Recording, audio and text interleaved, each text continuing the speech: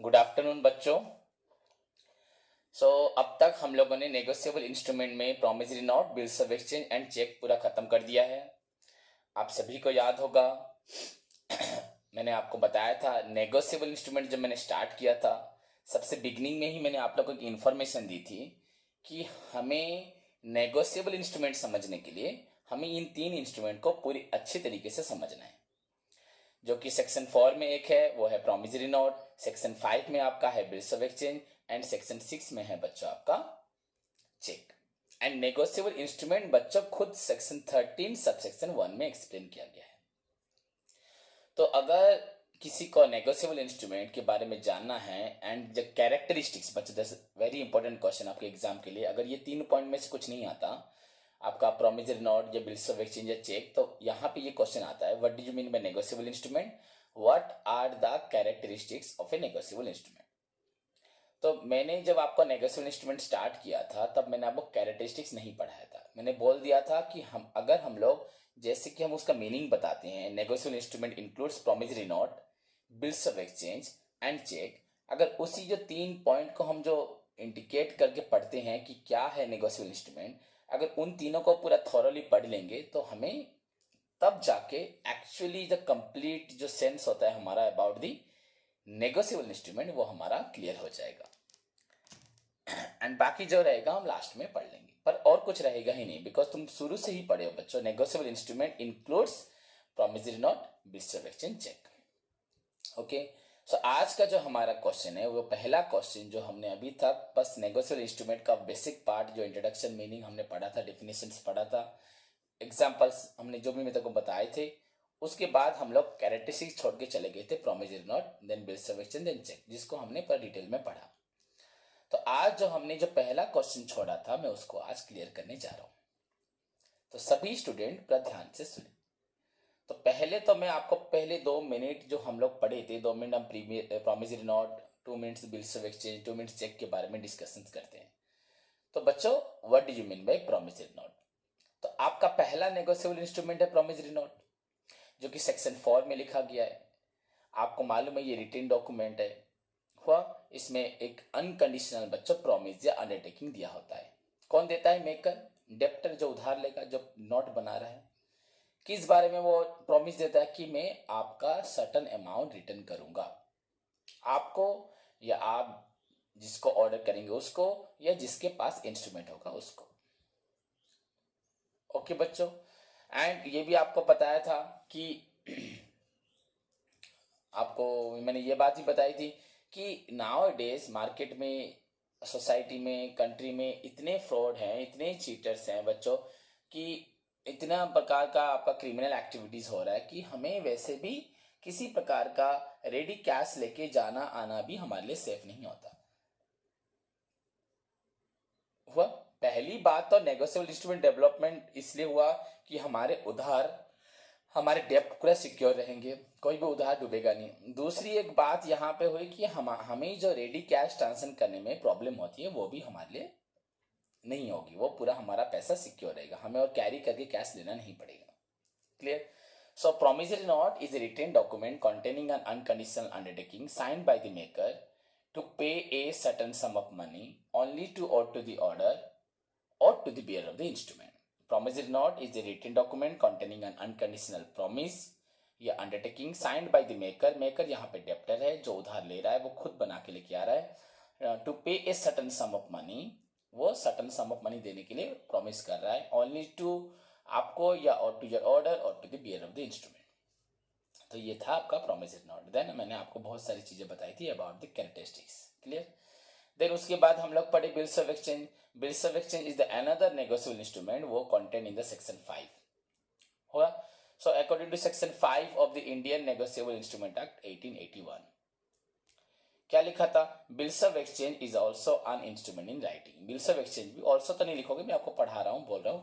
Bills of exchange is also an instrument in writing containing N unconditional बच्चों order. वहां पे था promise या आपका अंडरटेकिंग हुआ, यहाँ पे ऑर्डर, यहाँ पे ऑर्डर दिया जा रहा है। Okay, signed by the maker, इसको साइन कौन करेगा? मेकर। तो यहाँ मेकर कौन है? Creditor.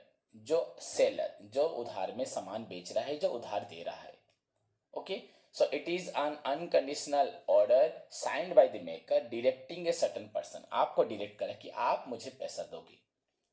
So directing a certain person to pay a certain sum of money, देखो signed by the maker directing a certain person to pay a certain sum of money only to or to the बच्चों, only to or to the order or to the bearer or to the instrument.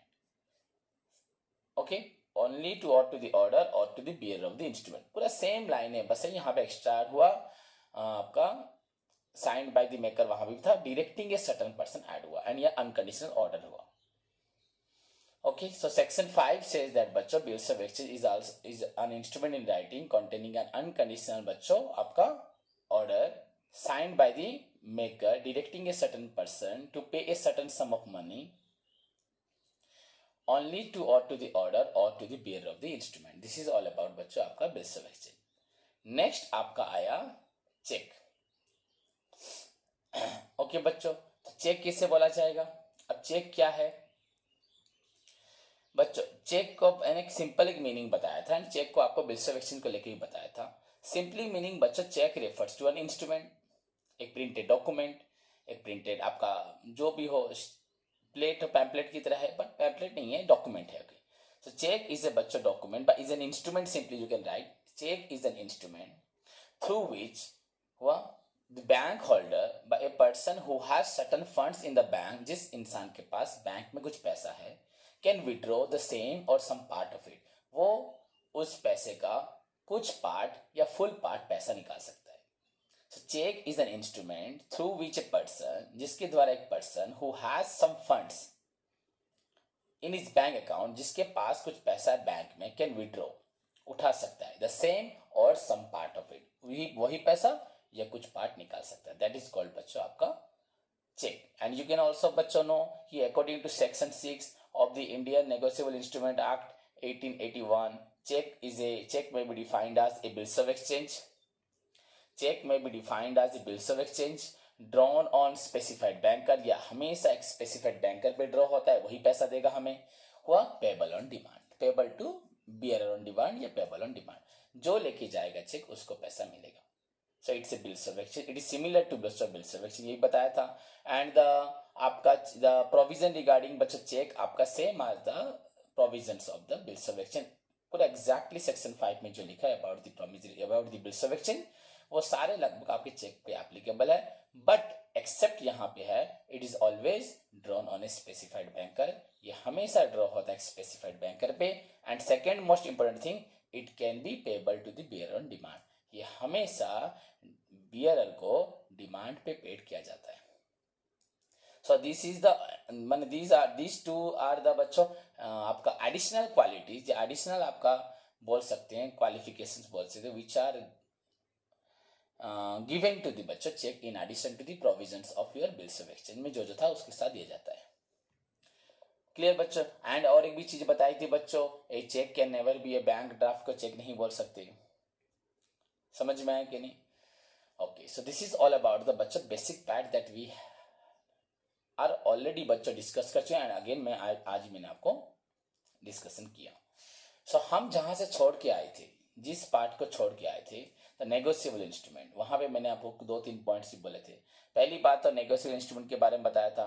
Negotiable instrument is an instrument in writing guaranteeing the payment of dept, guaranteeing the dept of a certain sum of money, guaranteeing the debt of a certain sum of money, एक आपने जितने रुपए का उधार दिया वो पूरा guaranteed हो जाएगा, हुआ आइदर ऑन ए डेट, जहां लिखा है set date, either on set date, और कौन payable on demand, either date जो लिखा उस पे देगा या जब मैं मांगूंगा तब देगा, बाय द पेयर, जो इंसान दे रहा है payer, whose name is written on the document.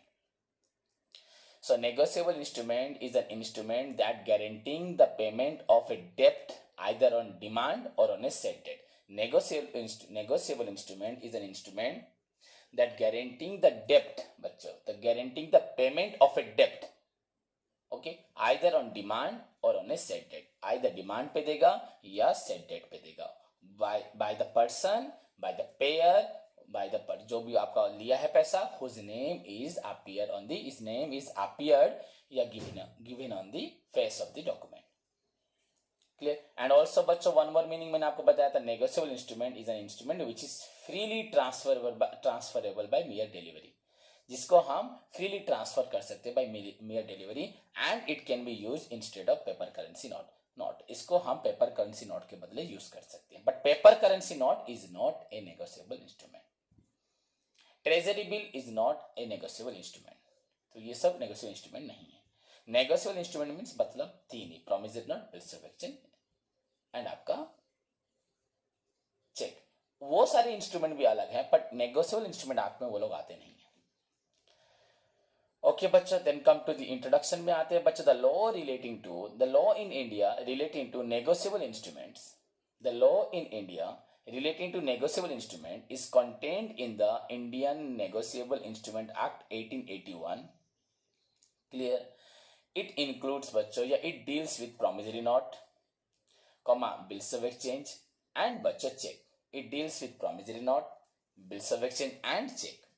उसके बाद बोला था the law of India, the law of negotiable instrument in India is almost बच्चों सेम या almost बच्चों based on the same laws of बच्चों mercantile, same mercantile law of the England.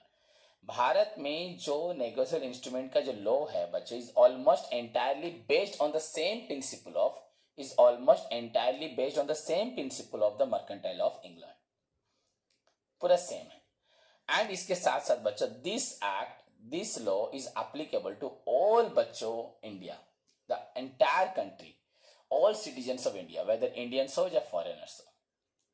But the point is that it is not, the provision of this act is not applicable to any other instrument, any other native instrument. अगर इस तरह के और कोई instruments हैं उस पर applicable नहीं होगा, except the promissory note, bills of exchange and check. Whatever laws are given, whatever provisions are mentioned in the आपका promissory note and bills of exchange and check, या आपका negotiable instrument, sorry negotiable instrument में जो provisions लिखा है वो principal सिर्फ बच्चों, वो प्रोविजन सिर्फ तीन डॉक्यूमेंट पे ही एप्लीकेबल है, किसी और नेटिव इंस्ट्रूमेंट पे एप्लीकेबल नहीं है।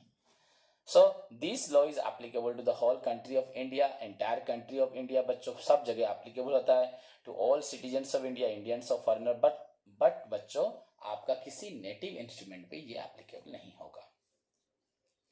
अगेन बच्चों one more thing I taught you, जब मैंने स्टार्ट किया था, पढ़ाया था बच्चों आप लोगों को, दैट इज बच्चों again it does not, the act, the provision of this बच्चों एक्ट जो भी है 1881 में जो भी हो, does not affect section 31 and section 32, जो भी हो बच्चों इसका प्रोविजन कभी सेक्शन 31 या 32 of the reserve bank of India act 1934, RBI act 1934 का उल्लंघन नहीं कर सकता। ओके, सो नाउ हमने 31 में क्या है, 32 में क्या पढ़ना है बच्चों। 31 में लिखा है, सेक्शन 31 सेज दैट बच्चों no person other than RBI और central government can draw, can accept, can make, can issue बच्चों any bills of exchange, any promissory note, clear, payable to be on demand, हो नहीं सकता। No person other than RBI, central government, RBI and central government can draw, make, accept, issue any promissory note and bills of exchange payable to bearer on demand. जो bearer को demand में होगा, जो bearer को demand में दिया जाएगा वो सिर्फ बच्चों आरबीआई एंड कौन इशू करेगा, सेंट्रल गवर्नमेंट। यहां पॉइंट समझो, जो बियरर को डिमांड में, मैंने जब मांगा पैसा मिल जाएगा, तो वैसा डॉक्यूमेंट सिर्फ कौन देगा, आरबीआई या सेंट्रल गवर्नमेंट। क्लियर बच्चों, उसके मतलब समझ में आएगी। No person other than RBI और central government can draw, accept, make और issue any promissory note, any bills of exchange payable to bearer on demand, जो बियरर को डिमांड पे दिया जाएगा। देन बच्चों इफ, अगर ऐसा कोई करता है हुआ, तो सेक्शन 32 आपको बताता है बच्चों, if anybody do so by issue bills of exchange or promissory note other than the RBI central government, he shall be punished with fine, उसको punishment मिलेगा with fine। So जो भी हो anyway बच्चों 31 and 32 जो सेक्शन था, the object of these two sections is to बच्चों protect the government power of issuing the paper currency notes. You know बच्चों आरबीआई ही आपका देश में टोटल मॉनेटरी सिस्टम को रेगुलेट करता है एंड करेंसी डेवलप करता है। एंड आरबीआई बच्चों यहाँ पे आरबीआई ने ही आपके नेगोशिएबल इंस्ट्रूमेंट के ऊपर भी रेस्ट्रिक्शन लगाई। अगर नेगोशिएबल इंस्ट्रूमेंट अपनी एक्ट के पावर के हिसाब से अगर फ्रीली सारा काम करता रहे तो दैट विल डेफिनेटली बच्चों अफेक्ट द गवर्नमेंट पावर या आरबीआई पावर जो है issuing the paper currency note. देश में कितने नोट्स आने चाहिए, कितने आपके साल भर में कितने नोट्स आपके छपने चाहिए, कितने नोट्स मॉनेटरी को प्रीवियस मॉनेटरी को हम मैंने उसको आपका स्क्रैप मैंने उसको फाड़ के नया करेंसी बनाएंगे, किस तरह से हम हमारी मॉनेटरी सिस्टम को रेगुलेट या कंट्रोल करेंगे, वो जो उनका पावर है। अगर हम सेक्शन 31 एंड सेक्शन 32 से अगर नेगोशिएबल इंस्ट्रूमेंट पे कुछ तरह से अगर प्रेशर नहीं करेंगे, रेस्ट्रिक्शंस नहीं पुट करेंगे नेगोशिएबल इंस्ट्रूमेंट पे, तो इट विल डेफिनेटली बच्चों affect the government power of issuing the paper currency notes and जिससे देश में प्रॉब्लम होगी। So that's why your negotiable instrument act is applicable to the entire country of India. It is applicable to all citizens of India. The provision of this law is only applicable to only 3 instruments: promissory note, bills of exchange, check. It is not applicable to any other native instrument पे भी applicable नहीं है।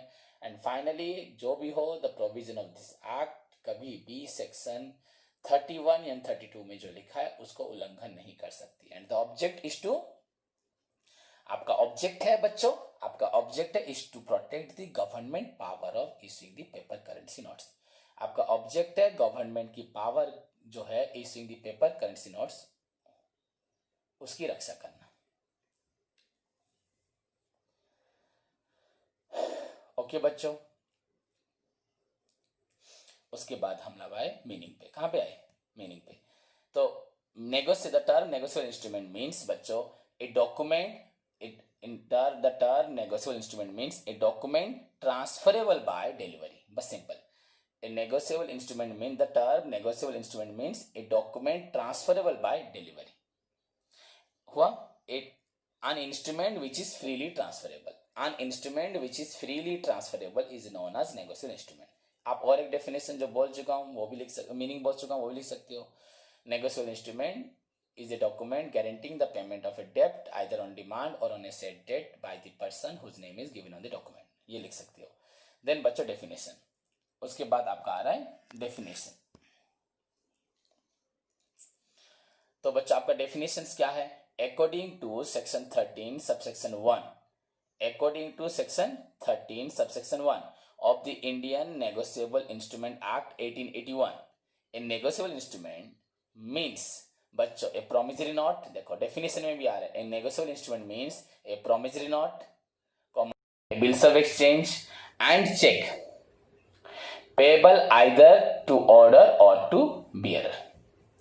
According to section 13 subsection 1 of the Indian negotiable instrument act 1881 बच्चों a negotiable instrument is a document by is an instrument by a negotiable instrument means लिखो जो definition में, a negotiable instrument means a promissory note, comma a bills of exchange, comma आपका check payable either to bearer or to order, payable either to bearer, payable either to order or to bearer, पहले order फिर bearer। Clear बच्चों? This is the definition. Clear?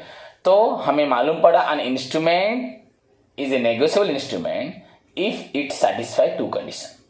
एक negotiable instrument को negotiable instrument तब बोला जाएगा जब ये 2 कंडीशन को सेटिस्फाई करेगा। पहली बात है that it is in the form of बच्चों, it is a form which in a form which is capable of being used by the holder for the time being in his own name. मतलब बच्चों from the above meaning definition अगर हमें एक point मालूम पड़े तो मालूम पड़ेगा नेगोशिएबल इंस्ट्रूमेंट आपका is a form which is in a format. अगर वो इस एक फॉर्म है या एक डॉक्यूमेंट है वो इस तरह से होगा that can be used by the holder, जिसको होल्डर अपने नाम से यूज कर सकता है। सपोज अगर मेरे पास नेगोशिएबल इंस्ट्रूमेंट है तो मैं इसका मालिक हूं, मैं इसको यूज कर सकता हूं, मैं चाहूंगा तो किसी को दे के अपना पेमेंट भी करवा सकता हूं। सेकेंड पॉइंट बच्चों, it is transferable like cash. जैसे आप कैश दे सकते हो किसी को, ये भी दे सकते हो, ये भी वैलिड होगा। जिस तरह आप किसी को कैश देते हो उस तरह से आप बेफिक्र होकर इसको भी दे सकते हो। पहला पॉइंट बच्चों नेगोशिएबल इंस्ट्रूमेंट में बोला गया, टू कंडीशन इसमें होगा। An instrument is said to be negotiable instrument only when it satisfy two conditions. First condition बच्चों हुआ, it is in a form which is capable of बच्चों being used by the holder। Suppose मेरे पास negotiable instrument है, तो मैं holder हूं, तो मैं इसको यूज कर सकता हूँ इन इज ऑन नेम, अपने नेम से यूज कर सकता हूँ। And it is transferable by बच्चों लाइक कैश डिलीवरी। जैसे कैश को हम देते हैं किसी को, वैसे इसको भी हम डिलीवर कर सकते हैं। खत्म। देन उसके बाद बच्चों हम लोग पढ़ेंगे what are the features, what are the characteristics और नेचर्स ऑफ नेगोशिएबल इंस्ट्रूमेंट, जो हमारा मेन पार्ट था, ये एग्जाम में आता है। तो पहला क्वेश्चन बच्चों पहला पॉइंट हुआ आपका प्रॉपर्टी।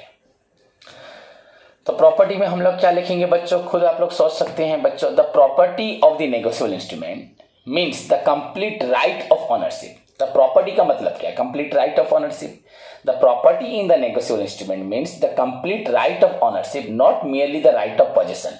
अगर मैंने किसी को उधार दिया, उसने मुझे बिल्स ऑफ एक्सचेंज साइन करके दिया, मेरे पास बिल है, सो मैं बिल्स ऑफ एक्सचेंज का प्रॉपर्टी मेरे पास है, दैट डजंट मीन कि बस मैंने नेगोशिएबल इंस्ट्रूमेंट को पकड़ा हुआ, I am the complete owner of this instrument. So the property in the negotiable instrument means बच्चों the complete right of ownership, not merely the right of possession. ध्यान से बच्चों, अगर मेरे पास नेगोशिएबल इंस्ट्रूमेंट या आप एक प्रोमिसरी नोट लाके मुझे दियो, मैं आपको पैसा दूं, तो प्रोमिसरी नोट जो मेरे पास है that indicate the complete right of ownership. मैं पूरा मालिक हूं उस प्रोमिसरी नोट का, उस पैसे का मालिक हूं, not merely the right of possession. सिर्फ मेरे पास पोजेशन का हक नहीं है, मैं उसका संपूर्ण रूप से मालिक हूं। Clear? So property, पहला पॉइंट बच्चों property. The property in the negotiable instrument means the complete right of ownership, not merely the right of बच्चों आपका possession. Clear? And the possessor जो होता है बच्चों, अगर सपोज मैं possessor हूं, मेरे पास है, the possessor of the negotiable instrument presumed to be the owner, and जो possessor है उसको माना जाता है वो मालिक है। अगर मैं किसी को दे देता हूं तो उसको दे दिया, मतलब बच्चों वो अब मालिक है। अब मैं मालिक, थोड़ी देर पहले आप मुझे मालिक बोल रहे, अब उसको मालिक बोला जाएगा। जो पोजेसर होगा वही मालिक होगा। तो इसमें आपको किसी प्रकार का डरने की या कंफ्यूजन की जरूरत नहीं है। So property in the negotiable instrument means complete right of ownership, not mainly the right of बच्चों आपका पोजेशन। एंड जिसके पास है he is presumed to be the owner, उसको सोचा जाएगा कि वो है ऑनर। क्लियर? उसके बाद सेकेंड पॉइंट बच्चों नेगोशिएबिलिटी। बच्चों the property in A negotiable instrument is freely transferable like cash delivery. जैसे आप कैश डिलीवरी कर सकते हो, वैसे ही बच्चों फ्रीली ट्रांसफरेबल कर सकते हो in case of bearer instrument. अगर बियरर इंस्ट्रूमेंट है, कोई नाम स्पेसिफिकली नहीं लिखा है, यू कैन फ्रीली ट्रांसफरेबल, उसको फ्रीली किसी को दे सकते हो, जिसके पास होगा he will be the owner. तो द आप तो ऐसे मालूम भी है, second characteristics of a negotiable instrument is बच्चों its negotiability, is its transferability, इसका जो ट्रांसफर होने की क्षमता है। द सेकेंड कैरेक्टरिस्टिक्स, कुछ लाइन खुद भी ऐड कर सकते हो, अगर वहां नहीं लिखा हुआ ऐसा ऐड कर सकते हो। द आपका the another characteristics, the second most आपका basic characteristics of the negotiable instrument is its transferability, इसका ट्रांसफरेबिलिटी समझ में। In case of the bearer document it can be freely transferable, and अगर उस पे अगर सपोज बियरर नाम के ऑर्डर इंस्ट्रूमेंट होगा, उसके नाम से लिखा होगा, so that instrument can also transferred by बच्चों आपका एंडोर्समेंट। क्या करके? एंडोर्समेंट से हो सकता है। हुआ? तो बियरर होगा तो फ्रीली ट्रांसफरेबल हो जाएगा, मेयर डिलीवरी कर दोगे, एंड अगर बच्चों ऑर्डर होगा तो उसको आप एंडोर्समेंट कर दोगे। क्लियर बच्चों? So the second point, first हुआ प्रॉपर्टी, सेकेंड हुआ नेगोशिएबिलिटी। थर्ड पॉइंट बच्चों गुड टाइटल। सपोज बच्चों मैं जिससे इंस्ट्रूमेंट लेता हूं, मैंने एक बार ले लिया तो I am become the owner हो गया, I have the complete right of ownership over this instrument, मेरे पास पूरी राइट है। तो आई एम कॉल्ड बच्चों transferee, he is called transferor. जो ट्रांसफर करता है ट्रांसफरर, एंड जिसको ट्रांसफर करते हैं उसको बोलते हैं ट्रांसफरी। जो ट्रांसफर करता है, सपोज मैंने आपको दिया तो मैं हुआ ट्रांसफरर, आपको दिया इंस्ट्रूमेंट तो आपके पास इंस्ट्रूमेंट है तो आप लोग हुए ट्रांसफरी। सो बच्चों आपने क्या किया, उसको किसी और को ट्रांसफर कर दिया,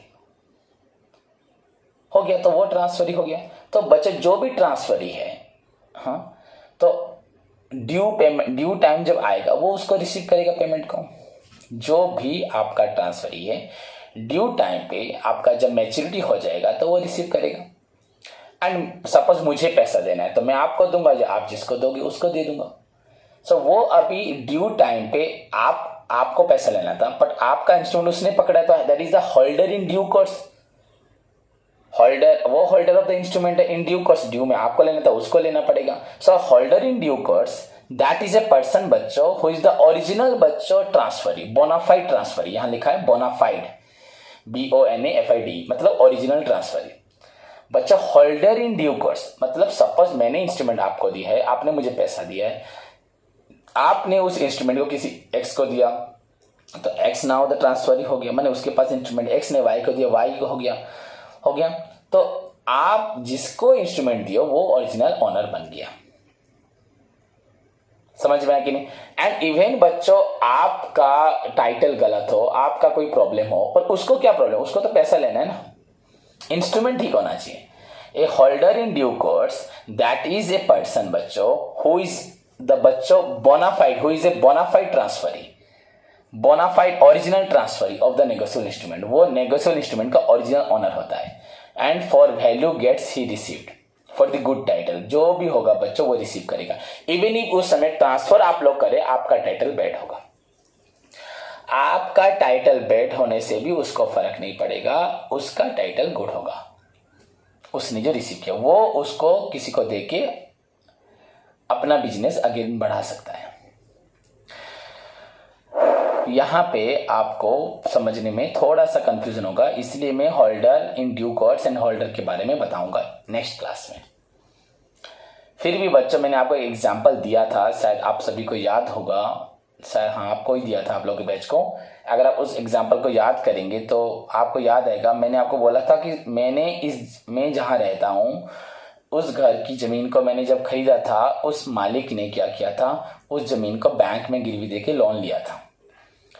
एंड जब मुझे बाद में मुझे जब बैंक ने बताया कोर्ट से और नोटिस आया कि आप लोगों को जमीन छोड़ना पड़ेगा, तो हमने उसका लोन जान पहचान के थ्रू हमने लोन रिटर्न किया, सो दैट जमीन हमारे नाम पे हुई।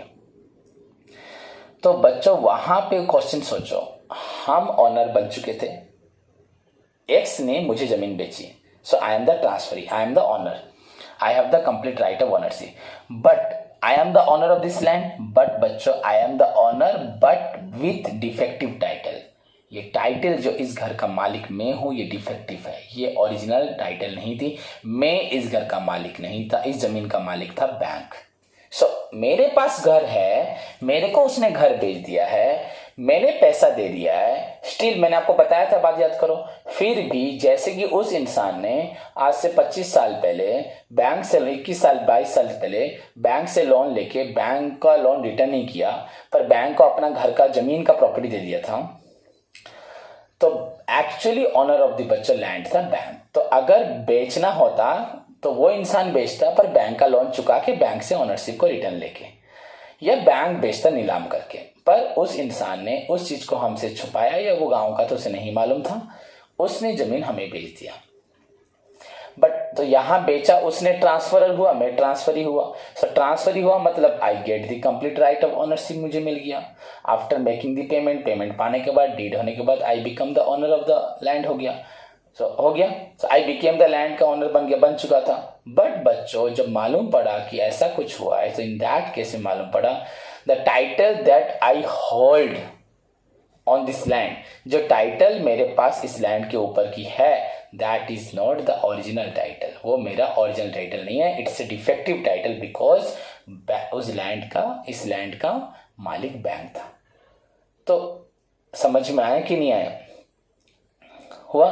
तो इस तरह बच्चों बोला था डिफेक्टिव टाइटल। पर यहाँ पे नेगोशिएबल इंस्ट्रूमेंट में क्या होता है, ये डिफेक्टिव टाइटल का एग्जांपल मैंने आपको दिया, तो मेरे पास जो टाइटल था वो डिफेक्टिव था। वैसे ही क्या होता है बच्चों, सपोज मैंने आपको नेगोशिएबल इंस्ट्रूमेंट दिया, आपने किसी और को ट्रांसफर कर दिया, आपका कुछ भी हो जाए बच्चों, इंस्ट्रूमेंट आपका ओरिजिनल है, जो रिसीव करेगा बच्चों वो उसका गुड टाइटल होना चाहिए ट्रांसफरी का।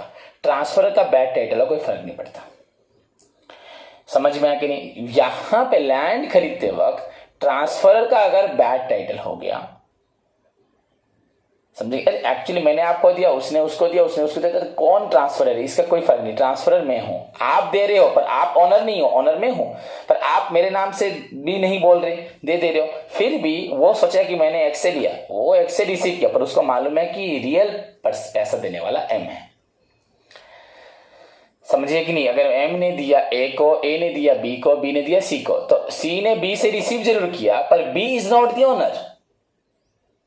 सो सी को ये जानना चाहिए कि बी ऑनर नहीं है, ए बी भी जानता है ए ऑनर नहीं है, तो हमने जिसे रिसीव किया है उसकी टाइटल डिफेक्टिव हो, मतलब वो इंस्ट्रूमेंट उसका हो या ना हो नहीं फर्क पड़ता, बट मैंने रिसीव किया, I will receive the payment on due date. मैंने अगर सी ने रिसीव किया, he will receive the payment on due date, because उसका टाइटल गुड है। जो रिसीव कर रहा है वो पैसा लेगा, बाकी जितनों का भी जितने मिडिल में रहे उनका डिफेक्टिव टाइटल हो, कुछ फर्क नहीं पड़ता। क्लियर बच्चों? सो यहां बोला जाता है a holder in due course that is a person who is a bonafide बच्चों transferee of the negotiable instrument for value gets बच्चों, फॉर वैल्यू गेट्स, जो वैल्यू उसको मिलता है, ही ऑलवेज गेट ए बच्चों good title even if the आपका, अगर आपका बच्चों ट्रांसफरर का बैड टाइटल होगा फिर भी उसके पास गुड टाइटल होगा। समझे बच्चों? समझे बच्चों? तो पहला पॉइंट आपका हो गया आपका ऑनरशिप हुआ, जो प्रॉपर्टी हुआ, उसके बाद हमने पढ़ा नेगोशिएबिलिटी पढ़ा, एंड थर्ड पॉइंट हमने पढ़ा बच्चों आपका टाइटल, डिफेक्टिव टाइटल के बारे में पढ़ा। समझे? सो नेक्स्ट पॉइंट बच्चों हम लोग पढ़ते हैं right to sue in his own name.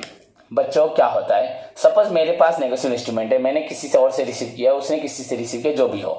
सो बच्चों where the negotiable instrument is dishonoured, जहां पे नेगोशिएबल इंस्ट्रूमेंट डिसऑनर हो जाता है वहां पर बच्चों ध्यान से सुनो, जहां पर नेगोशिएबल इंस्ट्रूमेंट डिसऑनर हो जाता है वहां पे द आपका कौन है transferee in his own name बच्चों can sue for the return of the payment. मैं अगर ट्रांसफर हूं, मेरे पास हक है कि मैं तुम्हारे नाम पे केस करके तुमसे पैसा लूंगा। एक्चुअली पैसा तो मैंने आदमी देगा पर मैं किसी से लूंगी जिसने मुझे दिया होगा, तो डायरेक्टली पेमेंट पा सकती हूँ। समझ में आया कि नहीं है? सो बच्चों आपका पॉइंट है, तो बच्चों जहां पे नेगोशिएबल इंस्ट्रूमेंट डिसऑनर हो जाता है तो वहां पे ट्रांसफरी के पास कंप्लीट राइट है to sue in his own name. तो बच्चों right to sue in his own name in case the negotiable instrument is dishonoured, the transferee बच्चों, लेकिन ट्रांसफरी के पास पूरा हक है to sue in his own name, अपने नाम से वो केस करती है for the recovery of the amount, पैसा वो ले सकती है क्योंकि वो ऑनरशिप, उसके पास ऑनरशिप है। देन बच्चों प्रिजम्पशन, बच्चों देयर आर सर्टन प्रिजम्पशन बच्चों which are applicable to all negotiable instrument. कुछ प्रिजम्पशन है जो कि सारे आपके नेगोशिएबल इंस्ट्रूमेंट पे एप्लीकेबल होते हैं। तो आप बोलोगे सर क्या प्रिजम्पशन हो सकते हैं बच्चों? जैसे कि अगर सपोज मैंने एक्स को दिया, एक्स ने वाई को दिया, वाई ने जेड को दिया, तो जेड तो पहले अगर पैसा नहीं मिलेगा तो स्यू कर सकता है, फिर जेड क्यों वाई से लेगा इंस्ट्रूमेंट? जेड ने जरूर वाई को कुछ दिया होगा। वाई क्यों लेगा एक्स से? तो एक्स ने जरूर वाई से कुछ लिया होगा। समझे कि नहीं समझे? सपोज तुमने मुझसे इंस्ट्रूमेंट लिया, तो क्यों इंस्ट्रूमेंट लिया? मैंने तुमसे कुछ लिया इसलिए तुमने इंस्ट्रूमेंट लिया, कल पैसा मुझसे लोगे तो तुम जो हक से पैसा मांगोगे जरूर तुमने उसके बदले मुझे कुछ दिया है। तो अगर जेड के पास इंस्ट्रूमेंट है, जेड पैसा लेगा वाई से, तो वाई ने जरूर एक्स से जेड से कुछ लिया होगा, दैट्स व्हाई जेड आज हक मांग रहा है। So that is consideration. क्या हमें ऐसे फ्री में नेगोशिएबल इंस्ट्रूमेंट नहीं मिला जो हम जाके हक मांग रहे हैं? अगर मेरे पास नेगोशिएबल इंस्ट्रूमेंट है एंड डिसऑनर होता है तो मेरे पास हक है कि मैं पैसा रिकवर आपसे करूंगा, एंड ये फ्री में नहीं करा। आप बोलोगे कि आपने तो कुछ नहीं, आपसे तो हमने कुछ नहीं लिया, नहीं वैसा कुछ है नहीं, वैसा नहीं कि मैंने आपसे कुछ लिया है कि नहीं लिया, आप ऐसा नहीं बोल सकते। मेरे पास जो इंस्ट्रूमेंट है वो आपका दिया हुआ है आपके नाम से, तो आप देंगे।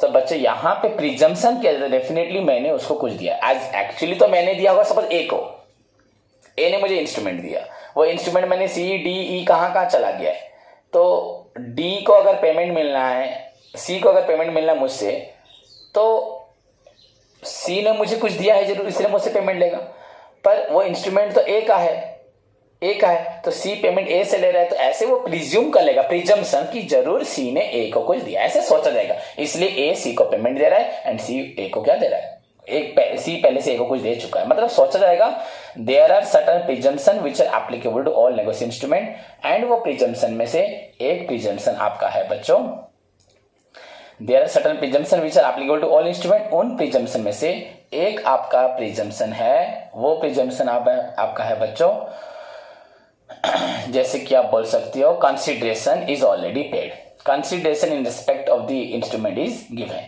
हमने कंसीडरेशन दिया है, उसने मुझे कुछ दिया, इसके बदले उसको इंस्ट्रूमेंट मिला है, ऐसा नहीं कि फ्री में मिला है, तो हम इसको सोचेंगे कंसीडरेशन है, विदाउट कंसीडरेशन नहीं हुआ है, हो गया। तो ऐसे नहीं कि डी ई को इंस्ट्रूमेंट मिल गया, डी ने तो कुछ दिया ही नहीं ए को, ए एक्चुअली ऑनर है, ए से बी, बी से सी, सी से डी चला गया, तो डी ने तो ए के साथ कोई लिंक नहीं है, पर ए को डी को पेमेंट करेगा, तो प्रिज्यूम किया जाएगा कि डी ने ए को दिया है, डी ने एक्चुअली सी को दिया है, सी ने बी को दिया है, बी ने ए को दिया है, पर प्रिज्यूम किया जाएगा। क्लियर बच्चों? तो ये हमारे कितने पॉइंट्स हुए, पहले प्रॉपर्टी हुआ, नेगोशिएबिलिटी हुआ, टाइटल के ऊपर हुआ, right to sue in his own name हुआ, अब आपका मैंने बोला प्रिजम्पशन। देन बच्चों नेक्स्ट पॉइंट आपका प्रॉम्प्ट पेमेंट। बच्चों negotiable instrument insure the holder, जो होल्डर है बच्चों, होल्डर के पास, जिसके पास इंस्ट्रूमेंट है, प्रॉम्प्ट पेमेंट वो हमेशा एक्सेप्ट करता है, एज्यूम करता है कि प्रॉम्प्ट पेमेंट होगा, बिकॉज इन केस ऑफ अगर डिजनर भी अगर हो जाता है, वो तो अगर सपोज डिजनर हो गया तो भी उसको पैसा मिलेगा, अगर डिजनर हो गया तो उसको तुरंत पैसा मिलना चाहिए। So the holder of the due course बच्चों always ensure prompt payment. In fact in case of dishonour भी, हम बिकॉज साइड नॉट में गलत होगा, in fact in case of dishonour भी अगर होता है तो ही विल एंश्योर बच्चों प्रॉम्प्ट पेमेंट, उसको हमेशा एंश्योर किया जाता है कि तुमको प्रॉम्प्ट पेमेंट मिलेगा। नेक्स्ट पॉइंट बच्चों क्या लिख सकते हैं, it should be properly stamped, signed, dated, मतलब अदर फॉर्मेलिटीज, आपका जितने लीगल फॉर्मेलिटी होने चाहिए। Negotiable instrument as per the requirements of the बच्चों law, it must be properly stamped, signed, बच्चों डेटेड, ये इसका करेक्ट हो गया। तो आपका प्रॉपर्टी हुआ, नेगोशिएबिलिटी हुआ, आपका टाइटल के ऊपर हुआ, सीओ right to sue in his own name हुआ, देयर आर सर्टेन प्रिजम्पशंस हुआ, आपका प्रॉम्प्ट पेमेंट हुआ, देन लीगल फॉर्मेलिटीज हो गया या अदर फॉर्मेलिटीज हो गया। और एक लिख सकते हो, ए नेगोशिएबल इंस्ट्रूमेंट बच्चों will be accepted with in a reasonable time, एक रीजनेबल टाइम बच्चों में एक्सेप्ट हो सकता है, बिफोर मैच्योरिटी, मैच्योरिटी से पहले मैं किसी को भी दे सकता हूं और मैं खुद भी एक्सेप्ट कर सकता हूं, वंस मैच्योरिटी होगा उसके बाद एक्सेप्ट नहीं होगा। सपोज वो लिख के लाया कि सर मैं आपको 18 जुलाई को पैसा दूंगा, कल तो 18 जुलाई को था, उसको आना था पहले, वो आया नहीं, लेटर लिख चुका है एक महीने पहले कि आज आ रहा, आज 19 जुलाई है, तो मुझे लिखा है कि 18 जुलाई सर 2020 को पेमेंट दूंगा, मैं लेके क्या करूंगा एक्सेप्ट करके, वो तो जा चुका है date. So it must be accepted बच्चों बिफोर दी आपका मैच्योरिटी और बिफोर द रीजनेबल टाइम। अब मैं भी अगर किसी को ट्रांसफर करता हूँ, सपोज ट्रांसफर करता हूँ तो एक डेट लिखा 1 अगस्त तो ट्रांसफर हो सकता है, मैंने आपको पता नहीं कितनी बार ट्रांसफर हो सकता है, जितनी बार भी हो सकता है मर्जी हम ट्रांसफर कर सकते हैं, बट जब तक मैच्योरिटी पीरियड नहीं आएगा तब तक हम इसको ट्रांसफर या एंडोर्स कर सकते हैं, और उसके बाद ट्रांसफर नहीं कर सकते। इट कैन बी बच्चों, आपका instrument can be accepted, it can be transferred बच्चों within a reasonable time, before आपका जितना भी रीजनेबल टाइम होगा 2 मंथ्स होगा, 2 मंथ्स के अंदर होगा, एंड बिफोर बच्चों मैच्योरिटी इसको ट्रांसफर कर सकते हो। क्लियर? सो ओवरऑली नेगोशिएबल इंस्ट्रूमेंट को यूज करके हम पेपर करेंसी नोट्स को यूज करने से बचते हैं, हमारी डेप्ट भी बचती है, एंड हम इसको पूरी तरह से सेफ्टी के रूप में कहीं भी ट्रांसफर कर सकते हैं, जिसमें हमने 3 चीजों को पढ़ा, promissory note, bills of exchange, cheque, characteristics आपको बता दिए, एक ऑनरशिप आया, एक नेगोशिएबिलिटी आया, आपका टाइटल के ऊपर आया, right to issue in his own name आया, प्रिजम्पशंस आया, आपका प्रॉम्प्ट पेमेंट आया, उसके बाद लिख देना कि आप ये वाला नेगोशिएबल इंस्ट्रूमेंट बच्चे is accepted before maturity, and last लिख देना other formality, it can be properly dated, stamped, sign. Okay, so this is all about your negotiable instrument. Clear बच्चों, सभी को समझ में आया होगा। अब आप पूरे टॉपिक को अच्छे से पढ़ो, नेक्स्ट एग्जाम करवाऊंगा तुम्हारा, कल थर्सडे एग्जाम करवाऊंगा, आप पूरे टॉपिक को पूरे अच्छे से पढ़ो। आज 19 है, कल 20। ओके, तो आपका थर्सडे को मैं आपका क्लास करूंगा, तब तक अच्छे से पढ़ो। Take care, all the best.